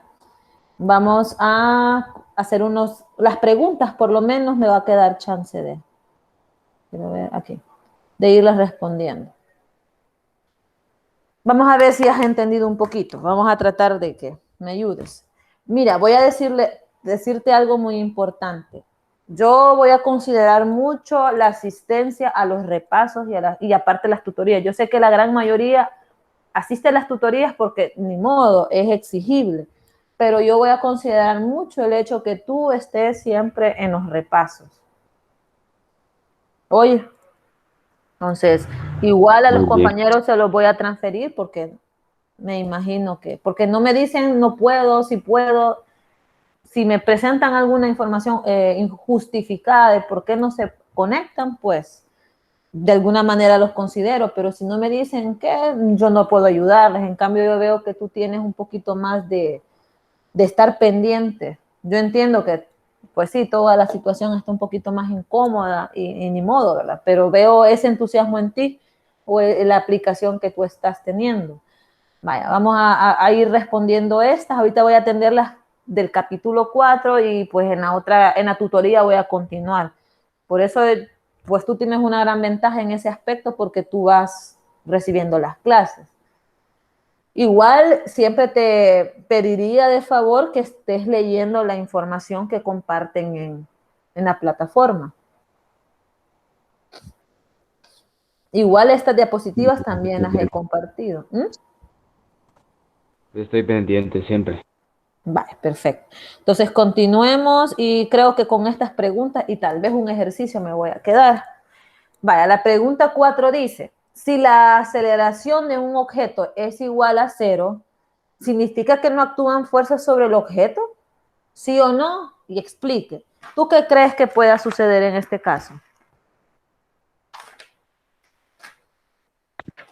Puede ser más grande la pantalla, no puedo Sí es verla. cierto, sí, tú tienes esa situación, ¿verdad? Ay, permíteme.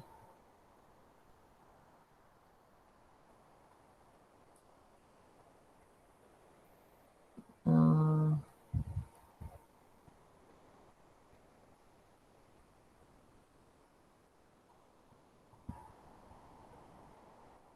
a ver. No puedo. No puedes ver. Y si le dan la lupita, Ujú. Ahí. Uy. Si la aceleración de un objeto es cero, espérate, le voy a disminuir mejor. Ahí. ¿Observas mejor? sí, ahí sí veo. Vaya.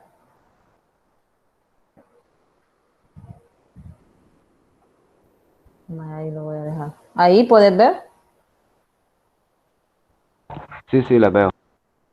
Vaya. Entonces, intentemos tratar de contestar la pregunta uno, así con lo que medio has escuchado. Si la aceleración de un objeto es cero,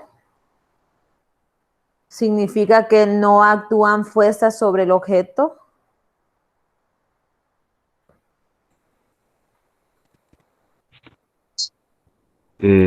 No siempre puede haber fuerza, aunque no haya aceleración. Exacto. Siempre hay fuerzas. Si un objeto está en movimiento o está en reposo, siempre actúan fuerzas por el hecho de que el objeto tiene masa, tú sabes que hay un peso, ¿verdad? Si el objeto está en contacto con una superficie, parece una normal. Entonces, siempre hay fuerzas actuando sobre nuestro cuerpo. Hasta la fuerza gravitatoria está actuando. Siempre. Porque estamos constituidos de masa. Somos un cuerpo de masa pequeño que se siente afectado por el campo gravitatorio de la Tierra. Siempre hay una fuerza, aunque no la veamos. Entonces, si tú estás en reposo, estás sentado en tu casa, tú tiene fuerzas actuando. La fuerza gravitatoria, la normal, ejercida por el lugar en el que estás sentado. Pero estás en reposo, no estás acelerado. La aceleración es igual a cero porque estás en reposo. Pero sabes que están actuando fuerzas. Lo que sucede es que la sumatoria de fuerzas es igual a cero. Si no hay una fuerza resultante o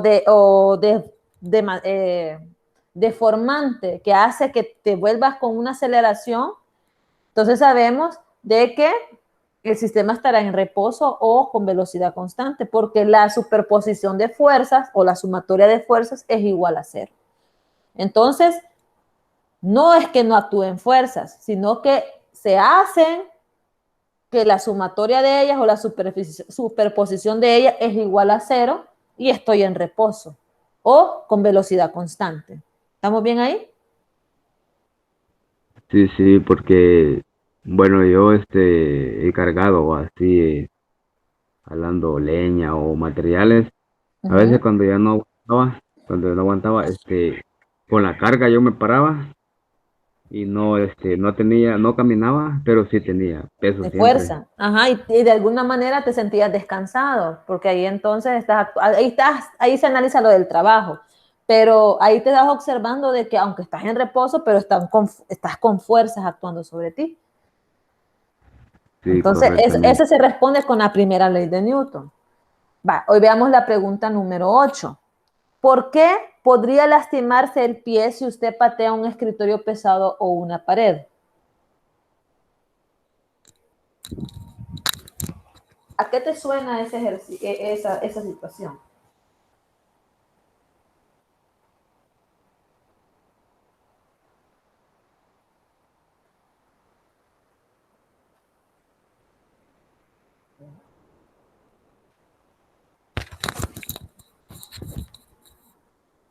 Hola, hola. ¿Sí?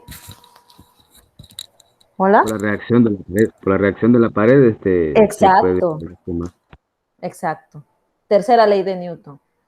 En este caso, decimos que la pared ejerce una reacción hacia el efecto de haberla pateado, ¿verdad? Y eso es debido a la normal.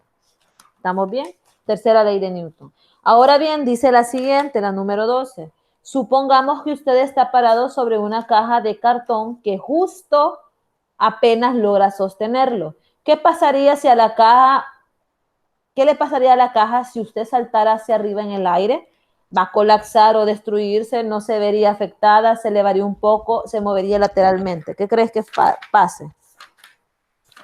Se colapsara por el Ex peso. Exacto, porque está diciendo ahí que justamente soporta tu peso. Entonces, como la caja es una superficie frágil, la fuerza al saltar tendría una mayor fuerza que la normal de la caja, lo cual haría que por el simple hecho de medio desplazarse, la caja se va a romper, va a colapsar. Entonces, ahí estamos con la respuesta de las tres preguntas del tema de las leyes de Newton. De ahí había preparado este pequeño ejercicio. Vamos a ver si lo puedes ver. ¿Lo puedes ver? Sí, lo veo. Vaya. El ejercicio propuesto del capítulo 4, el 6, el literal número 2. Dice, ¿qué fuerza promedio se requiere para detener, mira, acá está una de las palabras claves, detener un automóvil de 950 kilogramos en 8 segundos y inicialmente va a 95 kilómetros por hora. Nos piden F. En la parte de ejercicios de física, importante es hacer varias veces la lectura, identificar las variables y posterior a eso saber qué temas es que vamos o ecuaciones vamos a necesitar. Vale.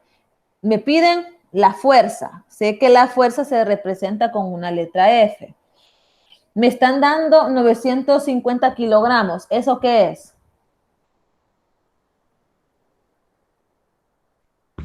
Peso. No confundas peso y masa. El peso es una fuerza y el peso es el efecto que tiene la aceleración debido a la gravedad para atraer los cuerpos hacia su centro. Peso es igual a fuerza. En este caso, kilogramos son unidades de masa. Entonces, esa es la masa del cuerpo. Ojo, ya peso y masa, no me lo confundas. 8.0 segundos es tiempo. 8 segundos.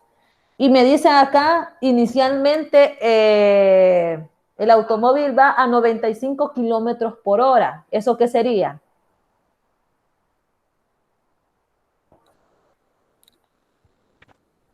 Estoy copiando el ejercicio, Liz. Ah, vaya, perdón. Vaya, te doy chancecito.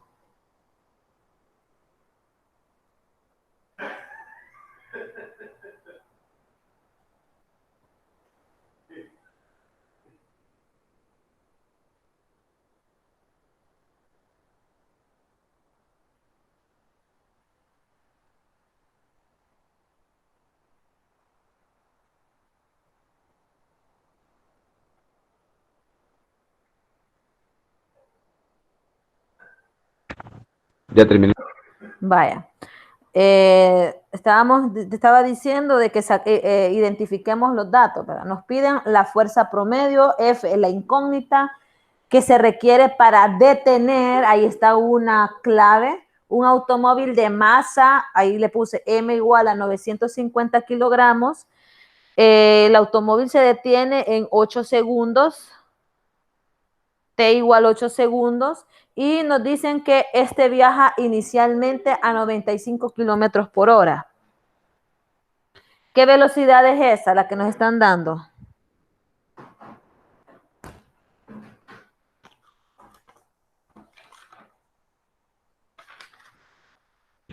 La velocidad del vehículo. Sí, solamente que, ojo, leo nuevamente.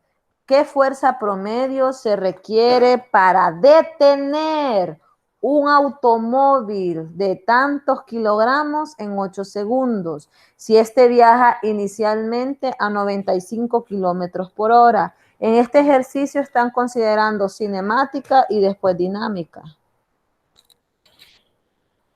Vaya, si te fijas, acá dice detener, entonces hay que considerar que la velocidad final del automóvil va a ser 0 metros sobre segundos. Y esta velocidad que dice inicial es la velocidad inicial, solo que está en kilogramos sobre hora. Entonces hay que hacer la conversión. Sabemos que un kilómetro sobre hora es 1 kilómetro igual a 1000 metros y una hora tiene 3600 segundos. Entonces la velocidad inicial es igual a, si tú lo haces el cálculo, ahí te va a dar 26.39 metros sobre segundo. Ahí vamos bien.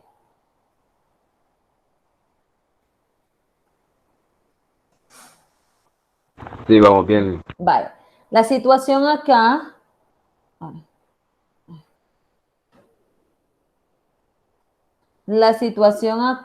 es que vaya, ya tengo la velocidad final que la saqué por la lectura del ejercicio que dice detener el automóvil, por eso es que digo que la velocidad final es igual a 0.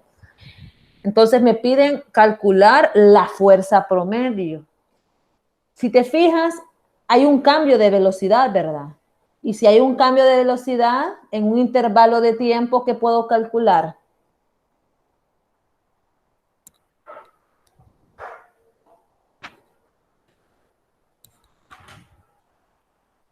La aceleración es delta V sobre delta T. Tú tienes los cambios de velocidad. El cambio de velocidad es velocidad final menos velocidad inicial entre el delta T. El delta T son los 8 segundos. La velocidad final es 0 metros sobre segundos menos la velocidad inicial, que son los 26.39 metros sobre segundo, dividido entre 8 segundos. Entonces la aceleración viene a ser igual a menos, lleva un signo, la aceleración es vectorial, entonces aquí te está diciendo que es una desaceleración. Para que se detenga un automóvil se tiene que desacelerar. Entonces por eso es negativo y la aceleración te va a dar menos 3.3 metros sobre segundo cuadrado. El análisis dimensional lo voy a hacer por acá. Metros sobre segundo de la parte de arriba entre segundos sobre 1. Extremos con extremos, internos con internos. Me da metros segundo por segundo es segundo cuadrado. Ahí están las unidades de la aceleración. Vale. Calculo la aceleración porque me está diciendo que el sistema tiene un cambio de velocidad y nos están dando tiempo a aceleración. Ahora bien, ¿con qué ecuación piensas tú que puedes calcular la fuerza? Me está diciendo que el sistema está acelerado y te están pidiendo la fuerza promedio. ¿Con qué ecuación crees tú que puedes resolver este ejercicio al final de todo?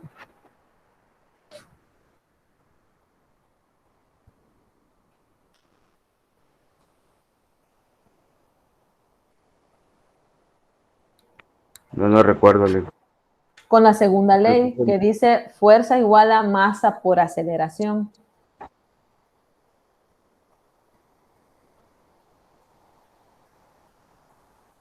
Con la segunda ley. En este caso te piden F, conoces M y ya conoces A. Entonces solo sustituyes. Vas copiando. Sí, lo estoy copiando. Vaya.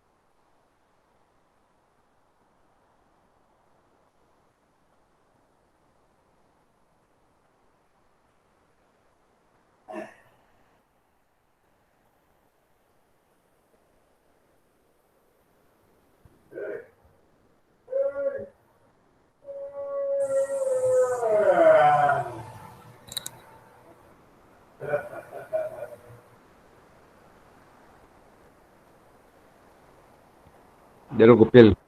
Vaya. Entonces, hagamos el cálculo de la fuerza con la ecuación que está arriba. Fuerza es igual a masa por aceleración.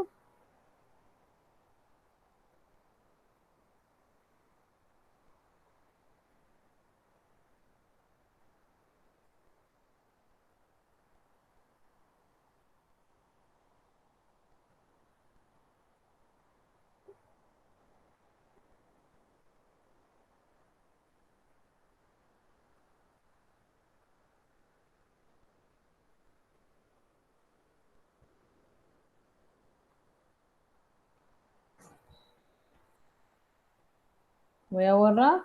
Y como ya tenemos la aceleración, apliquemos la ecuación de fuerza igual a masa por aceleración y calculemos la fuerza. Como es vectorial, aquí nos va a indicar el sentido, entonces hay que ponerle el signo 950 kilogramos multiplicado por los menos 3.3 metros sobre segundo cuadrado. Recordemos que kilogramos metros sobre segundo cuadrado nos da los newton y el menos significa que es una fuerza que actúa hacia ese sentido, hacia el sentido X negativo. Entonces, por eso dice que es una desaceleración. Y multiplicamos los números y nos da 3.234 newton. Entonces, la fuerza promedio que se requiere para detener el automóvil con esas características es de 3.234 newton.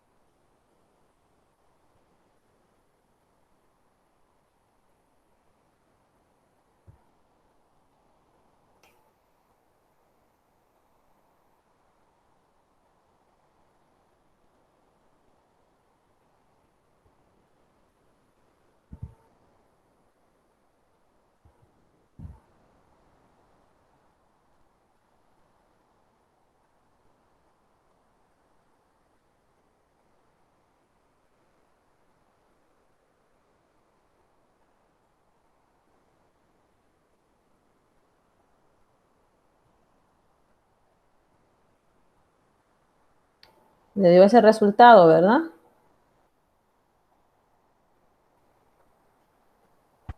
Ahí multiplicó 950 por menos 33. No, 3.3. Es que aquí los puntos no se me ven muy bien. Es 3.3.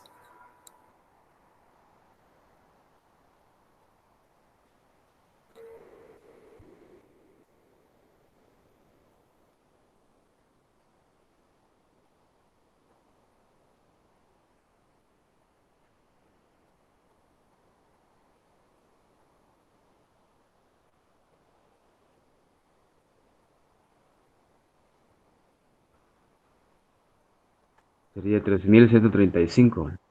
Eso te da, vamos a ver. 950 por 3.3. Ah, perdón, sí. Ah, pues a ver que quizás lo hice con todos los decimales.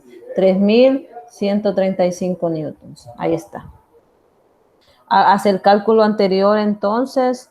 A ver si no me confundí yo con la calculadora que estaba usando porque estaba medio rara. Calculemos 26.39 entre 8. Sí, ese sí está bien, 3.3. Ah, pues ese es el resultado de la fuerza. Y quizás vamos a llegar hasta acá porque el otro ejercicio que viene ya es un poquito más largo y ya solo quedan 9 minutos. ¿Ese libro lo tiene usted o Es lo ha el que, compartido? es el que compartí en el grupo de WhatsApp, es el de Serway. Ah, ese.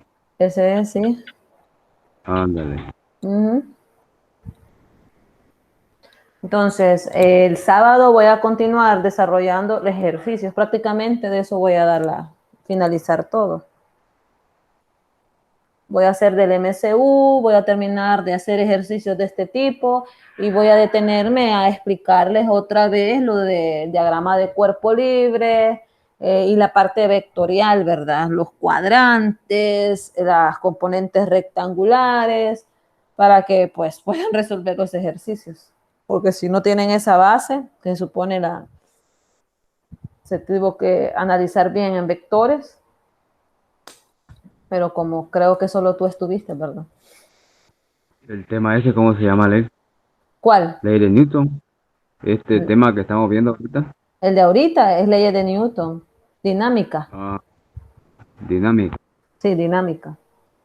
Ahí leen ese libro, en el libro también está la teoría, ahí también irte a la parte de vectores para que lo repases, pero igual yo voy a dar el repasito otra vez en la tutoría. Yo voy a comenzar con voy a continuar. Ahí espero que los compañeros pues hayan podido estarse viendo las clases o leyendo. Bueno, en este caso, pues prácticamente terminamos lo que es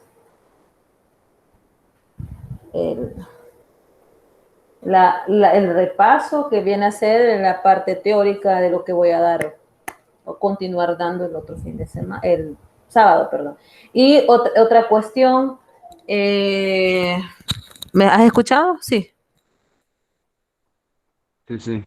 La otra cuestión es que el domingo va a haber práctica de laboratorio otra vez. Ahí en el cronograma Muy que les compartí, ahí tienen que ir viendo ustedes lo que se va haciendo. Ajá. Ujú.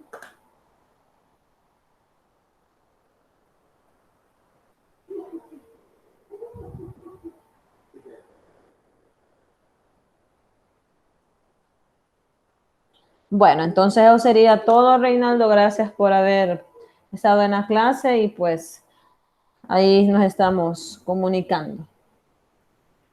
Muy bien. Gracias, Luis. Buenas noches. Buenas noches, cuídese.